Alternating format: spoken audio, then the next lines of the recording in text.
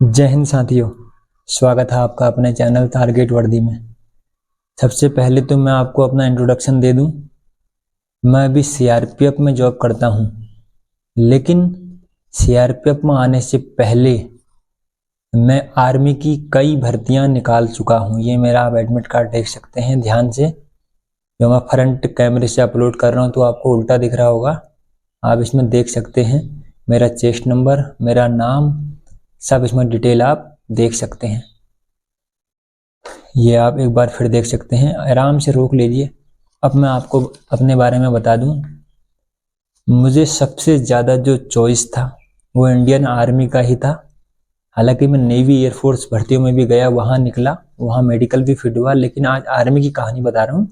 तो पूरी मेरी बात सुनना और अपने आप को आप मोटिवेट कैसे करें आपको खुद पता होना चाहिए मेरी बातों को सुनकर, क्योंकि आपको बिल्कुल रियलिटी वाली मैं बात बताऊंगा। कोई फायदा नहीं होगा मुझे झूठ बोल के, क्या मिलेगा, कौन सा मैं करोड़पति बनूंगा।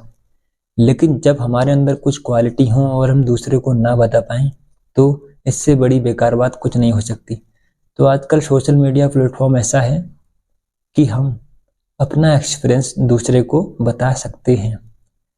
अभी जो भी अग्निवीर कैंडिडेट अपनी फिजिकल की तैयारी में लग गए हैं, क्योंकि रिजल्ट कल 27 मई को आ चुका है, अब उनके दिमाग में ऑल इंडिया कोई भी कहीं भी यह बंदा यह वीडियो देख रहा है, सबके लिए यह वीडियो बहुत ही महत्वपूर्ण होने वाला है।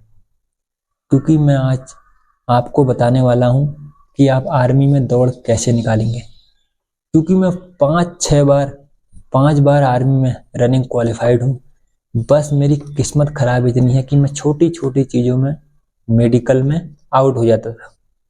सबसे फर्स्ट भर्ती में मैं चेस्ट में बाहर हुआ था, वो मात्र मेरी चेस्ट उसमें 0.5 कम पड़ी थी। क्योंकि मैं उत्तराखंड का रहने वाला हूँ, उत्तराखंड में जो चेस्ट लेते हैं आर्मी के लिए 77 से 82, और आर्मी की चेस्ट काफ़ी टाइट तरीके से नापी जाती है। पूरे आपको बताऊंगा चेस्ट कैसे बढ़ाएं। उसके बाद मैं 4 बार मैंने फिर दौड़ निकाली। मेरी किस्मत दोस्तों बहुत ही खराब रही। मैं हमेशा मेडिकल अनफिट रहा। कोई मेजर इफेक्ट नहीं था, ना कलर विजन था, ना 6/6 कम था, ना कोई हड्डी टूटी थी। कोई भी मेजर इफेक्ट नहीं होने के कारण भी मैं मेडिकल आउट हो जाता था। अब मैं इसको पूरा दोष अपनी किस्मत को ही मानता हूँ, क्योंकि जो मैं आज आपको बता रहा हूँ मुझे बताने वाला ऐसा कोई नहीं था। क्योंकि छोटी छोटी चीज़ों से ही हम सीखते हैं। हमें भी मोटिवेशन लेने के लिए किसी ऐसे व्यक्ति का सहारा चाहिए जो इस परिस्थिति से गुजर चुका हो। अब मैं आपको पूरा बताऊंगा कि आप इस छोटी छोटी परिस्थितियों से कैसे निकलें। सेकंड बार में मैं इंडियन आर्मी की दौड़ फिर निकाल के हाथ के पसीने में मैं आउट हुआ था। केवल एक हाथ के पसीने में एकदम नॉर्मल इफेक्ट होता है, कोई ज़्यादा हार्ट प्रॉब्लम नहीं होती है। किस्मत के भरोसे है, आपका उस टाइम पसीना आ गया, आप रेफर हो गए तो आप अनफिट होंगे। थर्ड भर्ती में मैं उसके बाद फिर गया, उसमें मैं अपने जो पाँव होते हैं वहाँ मैं हाथ के पसीने में फिट हो गया था। उसके बाद जो पाँव होते हैं, पाँव के गैप में मैं रेफर हो गया। हम उत्तराखंड के हैं और हमारा जो रेफर सेंटर है वो बरेली एमएच अधिकतर रहता है। 90% हमारा मिलिट्री हॉस्पिटल जहाँ रेफर के केस देखे जाते हैं वो हमारा बरेली में है। तो मैं जब वो लेग में बाहर मैं जो थर्ड भर्ती थी इसमें फिट था मैं। उसके बाद दिक्कत कहाँ आई दोस्तों, वो लेग में पाँव के गैप में हल्का मेरा ज़्यादा पाया गया और इसमें हाथ में फिट हो गया था। बरेली गया। मुझे अगर इस जैसा मैं आपको समझा रहा हूँ ऐसा कोई समझाने वाला मिलता तो मैं भी ऐसा ही करता और फिट हो जाता। वहाँ भी मैंने बहुत सारी गलतियाँ करी। मैं खड़ा सही ढंग से नहीं हुआ रिव्यू मेडिकल में, जो कि 2 बजे के बाद ही अधिकतर रिव्यू मेडिकल होते हैं, और मैं वहाँ से अनफिट हो गया। बहुत रोया मैं बरेली रेलवे स्टेशन आकर। अब पूरे साल हम मेहनत करते हैं आर्मी के लिए, 3 टाइम दौड़ते हैं। अभी पूरी कहानी आपको बताऊंगा कि आप भी दौड़ कैसे निकालें। क्योंकि मैं दौड़ में नहीं रुका कभी। हम दौड़ते ही इतने हैं, मेहनत करनी पड़ती थी, पहले ज़्यादा ही मेहनत करनी पड़ती थी। ये मेरा हाथ में एडमिट कार्ड रखा है, ये इसका सबूत है। अभी आपको मैं लास्ट भर्ती में बताऊंगा मैं किस में इसमें फिट हुआ हूँ, कौन सी मेरी ये भर्ती थी। अब मैं जब चौथी भर्ती में गया दोस्तों, वहां मैं फिर पाँव में वहां मैं फिट था, हाथ में फिट था दोस्तों। वहां मैं वेरिकोज वेन, जो पाँव के नीचे, पाँव के पीछे, जो घुटने के पीछे नसें होती हैं, अब दौड़ दौड़ के दोस्तों वो नसें काफ़ी बाहर आ चुकी थी। मैं दोनों चीज़ में फिट होके उसके बाद अपना पाँव की नस में मैं रेफर बरेली हो गया। रेफर होने के बाद दोस्तों वही कोई गाइडेंस देने वाला नहीं, क्या करना है आराम से हमने लापरवाही में वो समय भी निकाल दिया। और इसके बाद हम जो ये एडमिट कार्ड फाइनल मेडिकल के बाद मिलता है, इससे भी मैं वंचित रह गया। दोस्तों जिंदगी में ऐसे ऐसे पड़ाव आए हैं, बिना कुछ खाए पिए जाना पड़ता था, आप भी जाते होगे, फिर भी किस्मत बिल्कुल भी मेरा साथ नहीं दी दोस्तों, बिल्कुल भी नहीं साथ मेरा किस्मत दी। अब एक हार मार होने से अच्छा तो हम अपने जिंदगी में प्रॉपर आगे बढ़ते रहें। सबसे अच्छा जो सफलता का कुंजी है यही है, पीछे वाला न देखते हुए आगे बढ़ते रहे, आगे बढ़ते रहे, कभी तो अच्छा होगा, कभी तो किस्मत खुलेगी। उसके बाद दोस्तों मैं नेक्स्ट भर्ती में मैं गया, वहां मैं ओवरऑल पूरा फिट हुआ दोस्तों, पूरा फिट हुआ।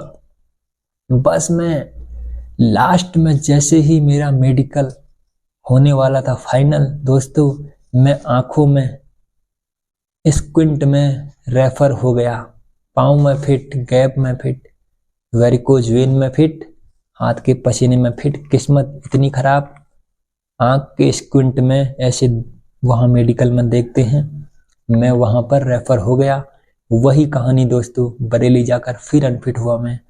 अपने आप को इतना कोसा मैंने जिंदगी में, इतना दोस्तों, अब इतनी मेहनत हम करते हैं ना तो अपने आप को कोसने में, क्योंकि अकल कब आती है, जब हम बाहर हो जाते हैं। लेकिन यह अकल पहले आ जाए तो हम बहुत सी चीज़ों से बच सकते हैं, जो आप मुझे अपना एक मोटिवेट के रूप में देख सकते हैं। तो आगे भी मैं आपको सारी ट्रिक दूंगा आर्मी में भर्ती होने की, क्या फ़ायदे हैं अभी भी। तो आप, अगर आपको अच्छा लग रहा है तो चैनल आप सब्सक्राइब कर सकते हैं। अब इसके बाद दोस्तों मेरी एज लगभग निकल गई थी, क्योंकि साथ साथ में मैं भर्ती में भी जा रहा था। नेवी की बहुत सी भर्ती मारी है मैंने, लेकिन दिल तो था इंडियन आर्मी में। नेवी में मैं हमेशा फिट हुआ, मेडिकल हमेशा फिट हुआ मैं, SSR में, MR में, नेवी के। लेकिन फाइनल मेडिकल ना फाइनल मेरिट में मैं रह गया। किस्मत दोस्तों, क्योंकि नेवी का और आर्मी का मेडिकल सेम ही होता है, इतना हार्ड ही होता है। मैं नेवी में 2 बार SSR में फिट हुआ और दोनों बार मैं मेरिट आउट हुआ। किस्मत इसको नहीं बोलोगे तो आप क्या बोलोगे। आप पूरा वीडियो देख रहे होंगे तो आपको बहुत ही यह उपयोगी होने वाला है। अब मैं आपको बता दूं, जो पहले आर्मी एजुकेशन हवलदार की भर्ती आती थी, वह भर्ती अब बंद हो चुकी है। 2016 में यह भर्ती लगभग लास्ट आई थी, क्योंकि मैं इसमें 29/10 को हमारा एग्जाम था, तो आप मान लीजिए, हाँ 2017 में लगभग जनवरी के टाइम में ये फॉर्म इंडियन आर्मी में एजुकेशन हवलदार की पोस्ट के लिए आए हुए थे दोस्तों। इसमें एज भी लगभग 25 साल होती है, और आप 23 साल से अगर सब जगह ओवर एज हो गए तो आप इसको भर सकते हैं। लेकिन अब ये भर्ती नहीं आती, लेकिन पहले ये भर्ती आती थी। अब दोस्तों मैं अपनी पूरी सफलता की जो कहानी बताऊंगा इसी पर टिकी हुई है। लेकिन इससे पहले मैं आपको अब यह बता दूं, क्योंकि मैं इसका एक नेक्स्ट वीडियो लेकर आने वाला हूं, इसमें मैं पूरा इसके प्रकाशित नहीं करूंगा। अब मैं यह बताने वाला हूं कि आप जो अभी आपका अग्निवीर का रिजल्ट आ गया है, उसमें आप फिजिकल और मेडिकल क्वालिफाइड कैसे करेंगे, और इस तरह का एडमिट कार्ड अपने पास कैसे लेकर आएंगे। अब बता दूं मैं आपको अब आज से ही रनिंग स्टार्ट कर देनी है, कभी भी फिजिकल हो, कुछ भी हो, क्योंकि आपको पता ही है 100 नंबर का फिजिकल होता है, 60 नंबर की दौड़ और 40 नंबर के आपके बीम होते हैं। दौड़ में आप बता दूं, मैं तो जो प्रॉपर दौड़ता था, मैं 3 टाइम दौड़ता रहा दोस्तों, 3 टाइम मैं दौड़ा हूं। एक मैं सुबह 4 बजे दौड़ लेता था, लगभग लंबी रेस में दौड़ता था। उसके बाद 10-11 बजे मैं नाश्ता करने के बाद ही, इतनी जुनून था कि मैं नाश्ता करने के बाद ही फील्ड में पहुंच जाता था और 1600 मीटर वहां, क्योंकि जब जो पहले भर्ती होती थी वो दिन में होती थी लगभग, अगर आप टाइम से नहीं पहुंच पाए तो आपका नंबर दिन में ही आएगा, 9, 10, 11 बजे आएगा, तब तक धूप आ जाती थी। तो इसी की परिस्थितियों को देखते हुए मैं 10 से 11 के बीच में फील्ड जाता था। उस टाइम तो फील्ड में कोई रहता नहीं है और वहां मैं 1600 मीटर दौड़ता था। उसके बाद मैं शाम को फिर एक लंबी रेस दौड़ता था जिसमें 3 या 4 किलोमीटर, लगभग 5 किलोमीटर मेरा इसमें रहता था। क्योंकि 1600 मीटर दौड़े, ज़्यादा लंबा दौड़ के भी फायदा नहीं है। किसी दिन 6-7 किलोमीटर दौड़ सकते हो, लेकिन 5-5 किलोमीटर सुबह शाम और दिन में 1600 मीटर का आप स्प्रिट मार के आराम से यह दौड़ क्वालिफाई कर सकते हो। बिल्कुल भी कुछ नहीं है। आप अगर 5:40 तक भी 1600 मीटर आ रहे हैं, आप डिमोटिवेट ना हों, क्योंकि जो पहले वाले बंदे को देख कर पीछे वाले डिमोटिवेट हो जाते हैं। बिल्कुल भी ऐसा मत होइए। वहां पर आपकी, जब आप फील्ड में दौड़ने के लिए पहुंचते हैं, पहले तो ऐसा होता कि वहां तक पहुंचने तक आदमी की ताकत खत्म हो जाती थी। उसके बाद अच्छे खासे धावक इसी कारण बाहर होते हैं उनकी, क्योंकि एनर्जी अभी हमें एक्स्ट्रा सोचना पड़ता है कि हम फील्ड में जाने के बाद जो एनर्जी बची है वो काम आनी चाहिए, ना कि जो फील्ड में पहुंचने तक, ट्रैक ग्राउंड पहुंचने तक ही बच्चे अपनी एनर्जी खत्म कर देते हैं, जो उनकी पहले की मेहनत होती है। लेकिन आप ज़्यादा मेहनत करेंगे, आप थकेंगे नहीं, तो आप उसके बाद ही असली हीरो कहलाएंगे। इसलिए अपना दौड़ का रूटीन मैंने आपको बता दिया है। आपको समझ में नहीं आ रहा तो पूछिए। दौड़ निकालने के बाद आपकी होगी चेस्ट 77 से 82, जिसमें छाती मांगी जाती है। छाती के लिए आप 3-3, 4-4 टाइम खाने के बाद कभी भी सोने से पहले बिस्तर में पाँव रखकर नीचे बीम मारें, डिप्स मारें, जितना हो सके 20-25, उसके बाद सो जाएं। क्योंकि हमारा एक जिंदगी में मकसद होता है, वो हमें बार बार, अगर हम बिस्तर में जाने से पहले भी 20 मार रहे हैं तो हमारा मकसद हमें माइंड में हमारा सेट हो जाता है बार बार से, फिर हम ऑटोमेटिक वही चीज करने लगते हैं। और आपके जो पीछे के विंग्स हैं ये बड़े होने चाहिए भर्ती में, ना कि आगे के। पीछे के विंग्स ही वहाँ नापे जाते हैं और आप वहाँ बिल्कुल ऐसे खड़े रहें। मेरी भी छाती देख सकते हैं, बिल्कुल नॉर्मल है, लेकिन मैं हमेशा छाती में एक बार बाहर हुआ पहली भर्ती में, उसके बाद मैंने पीछे मुड़कर कभी नहीं देखा और मैं हमेशा फिट हुआ हूँ। तो इसीलिए दोस्तों, अब हमने छाती का बता दिया है। 2-2, 3-3 टाइम मारिए आप, रनिंग के बाद तो मारिए ही मारिए, लेकिन जो स्पेशल जो माइंड सेट करना है ना, वो बिस्तर में जाने से पहले करना है। बिस्तर में ऊपर पाँव रख के, नीचे हाथ रख के 20-20 के सेट खींचिए, एक ही खींचिए, कोई दिक्कत नहीं है, हो जाएगा। माइंड आपका रिलैक्स, मैंने मार लिए हैं, अब मैं आगे हो जाऊंगा। डेली मारिए, कुछ नहीं जाता 20 मारने में, आराम से मार लोगे। लेकिन जो यहाँ घुसेगी ना माइंड सेट, सबसे मजबूत हमको ये बनाती है चीजें। इसीलिए जो माइंड सेट मजबूत करना चाहते हैं तो पक्का मारें। आप बोलते हैं मेरी छाती है, फिर भी मारें, क्योंकि माइंड सेट उससे मजबूत रहता है। सुबह उठोगे समय से, नींद अपने आप, आपकी अलार्म से बजने से पहले आपकी नींद खुल जाएगी, क्योंकि आपने रात को डिप्स मारे हैं और आपके माइंड को पता है। जो माइंड का जो रिफ्लेक्टर होता है वो अपने आप सुबह 4 बजे बोलेगा बेटा उठ जा, खड़े हो जा, दौड़ जा। अब आपको मैंने बता दिया इसमें चेस्ट की बात। अब बात हम करेंगे आप इसमें फाइनल मेडिकल की। दोस्तों, आर्मी का मेडिकल जो होता है ना, इसमें सबसे बड़ी चीज़ है डर। इसमें आदमी को डर लगती है कि यार मैं अनफिट हो जाऊंगा, ये हो जाऊंगा, ऐसे वैसे। वहाँ ऑफिसर को देख के डर लगने लगती है। इसीलिए बंदा छोटी छोटी चीज़ें वहाँ पर बिल्कुल हक्का बक्का हो जाता है। हक्के बक्का बिल्कुल भी ना हो, नॉर्मल ही रहें, एकदम नॉर्मल। मेरी गलती मत करें, नॉर्मल खड़े रहें। खासकर ये स्क्विंट वाले पेन में देखें, एक बार में जहाँ यह जा रही है उसको देखें हल्का सा भी। एक बार भी किसी चीज में अपने ऊपर शक पैदा ना होने दें। अगर एक बार आप में किसी चीज में शक पैदा हो जाएगा तो आप फिर हर बार किसी न किसी लपेटे में आएंगे। तो अपना जैसे आप हैं वैसे रहें, एक्स्ट्रा करने की कोशिश ना करें। क्योंकि इसमें ऐसा है ना, आर्मी में जो फिट है तो फिट, जो अनफिट है तो अनफिट।